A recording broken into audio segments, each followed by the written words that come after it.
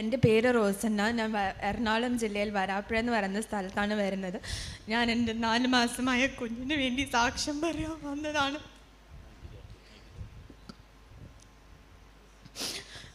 എൻ്റെ 7th month പ്രഗ്നൻസിയിൽ scan ചെയ്തപ്പോൾ കണ്ടുപിടിച്ചു കുഞ്ഞിൻ്റെ ലെഫ്റ്റ് കിഡ്നി ഭയങ്കരമായിട്ട് വീർത്തിരിക്കുന്നു. സാധാരണ ഒരു 5-7 മില്ലിമീറ്റർ ഉണ്ടാവുന്ന സ്ഥലത്ത് എൻ്റെ കുഞ്ഞിൻ്റെ ഇടതേ കിഡ്നി 28 mm ആയിരുന്നു.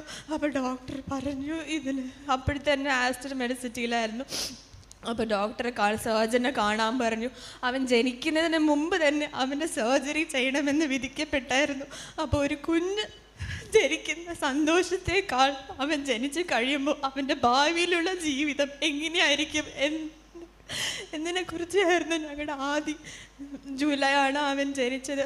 അപ്പോൾ എൻ്റെ അപ്പയും അമ്മയും നേരത്തെ ഇവിടെ കൃപാസനത്ത് വന്ന് പ്രാർത്ഥിച്ച് ഇവിടെ നിന്നൊരു ന്യൂസ് ലെറ്റർ പത്രിക കിട്ടിയായിരുന്നു. പിന്നെ ഓഗസ്റ്റ് ആയപ്പോൾ പ്രളയം വന്നു. ഞങ്ങൾ വീട് വിട്ട് ഇറങ്ങേണ്ടി വന്നു.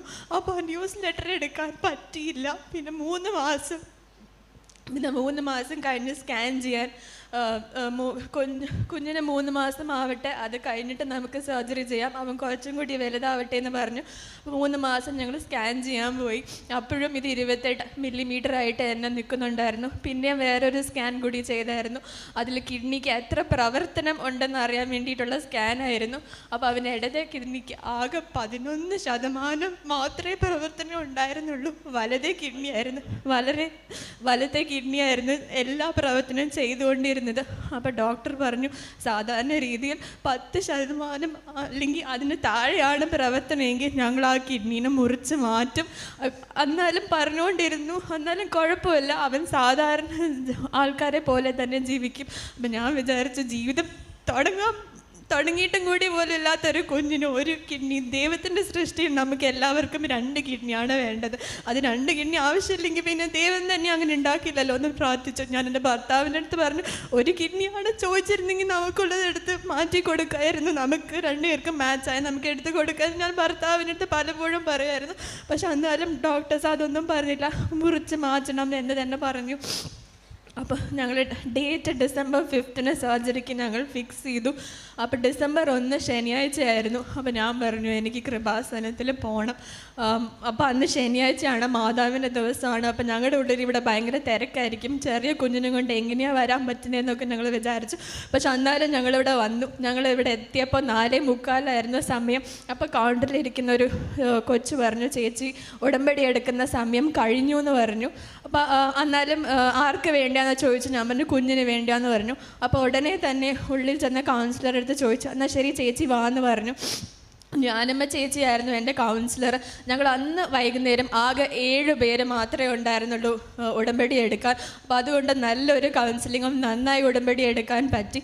December 1 ശനിയാഴ്ച ഞങ്ങളിവിടെ വന്നു. അതായത് കഴിഞ്ഞ ആഴ്ച December 4 ഞങ്ങൾ ആശുപത്രിയിൽ അഡ്മിറ്റ് ആവാൻ ഞങ്ങൾ ചെന്നു.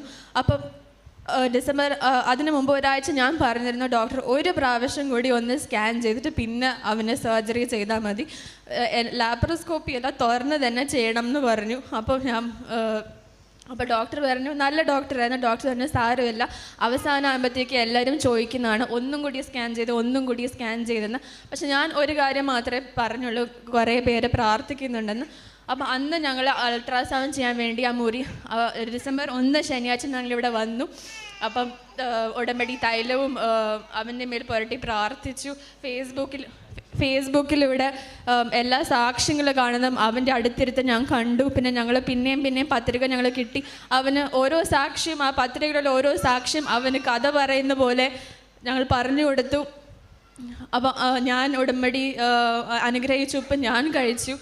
അവസാനം 4 സ്കാനിങ് മുറിയിൽ പോയപ്പോൾ ഞാൻ ഈ പത്രികയിലെ സാക്ഷിയെല്ലാം വായിച്ചത് പ്രകാരം ഞാൻ മാതാവിൻ്റെ കാശ് രൂപം ആ സ്കാനിങ്ങിൻ്റെ റൂമിൽ ഞാൻ കൊണ്ടുപോയി.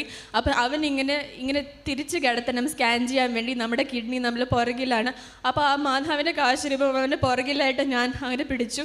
അപ്പോൾ റേഡിയോളജിസ്റ്റ് പറഞ്ഞു ഇത്രയല്ല. അപ്പം ഞാൻ പറഞ്ഞു ഇതൊക്കെയാണ് 28 mm ആണ്. അത് കണ്ട സ്കാനിൽ വലിയൊരു ബബിൾ ബോൾ പോലെ നമുക്കത് കാണാം. അപ്പോൾ അത് കണ്ട് ഞാൻ ശീലിച്ചാലും ഞാൻ സ്കാനിൽ ഇങ്ങനെ നോക്കി പക്ഷെ അതൊന്നും കണ്ടില്ല. അപ്പം ആ സമയത്ത് തന്നെ പിറ്റേ ദിവസം അവന് സർജറി ചെയ്യാൻ പോകുന്ന ഡോക്ടർ തക്ക സമയത്ത് അവിടെ വന്നു. പുള്ളി പറഞ്ഞു ഇത് നാളെ അവൻ്റെ പകുതി കിഡ്നി മുറിച്ച് മാറ്റാൻ പോവാന്ന്.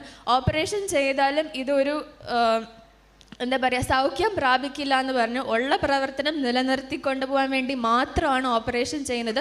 ഇതുകൊണ്ട് ഒരു 5% മാത്രമേ മെച്ചമുണ്ടെങ്കിൽ മെച്ചമുണ്ടാകാം എന്ന് ഡോക്ടർ പറഞ്ഞു. അപ്പോൾ അപ്പോൾ പുള്ളി പറഞ്ഞു, പക്ഷേ ഈ കൊച്ചിൻ്റെ അമ്മയ്ക്ക് ഭയങ്കര നിർബന്ധമായിരുന്നു ഒരു ലാസ്റ്റ് സ്കാനും കൂടി ചെയ്യണമെന്ന്. അത് കാരണമാണ് ഞങ്ങളിപ്പോൾ സ്കാൻ ചെയ്യണമെന്ന് ഡോക്ടർ പറഞ്ഞു. അപ്പോൾ റേഡിയോളജിസ്റ്റ് പറഞ്ഞു, പക്ഷേ സാർ ഒന്നുമില്ല ഈ സ്കാനിലെന്ന് പറഞ്ഞു. അന്ന്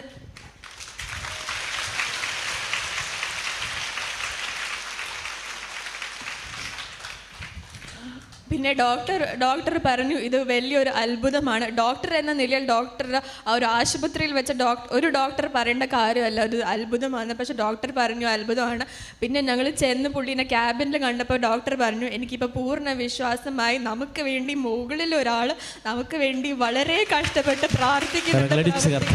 പറയട്ടെ.